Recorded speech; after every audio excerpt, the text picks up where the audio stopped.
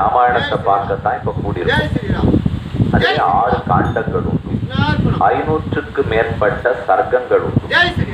பாலகாண்டம், அயோத்தியா காண்டம், ஆரண்ய காண்டம், கிஷ்கிந்தா காண்டம், சுந்தர காண்டம், யுத்த காண்டம், என்ன 6 காண்டங்கள் சொல்லுகிறார்கள்.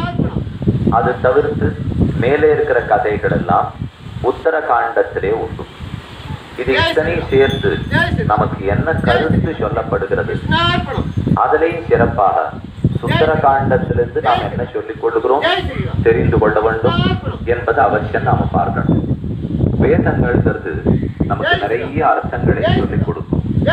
ஆனா அதெல்லாம் புத்தகத்துல படித்தா போலே, அதை யாராலும் செய்து காட்டினால் தானே நம்மால நன்னா புரிஞ்சுக்க முடியும்.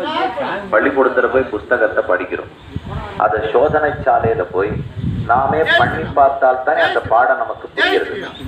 வேத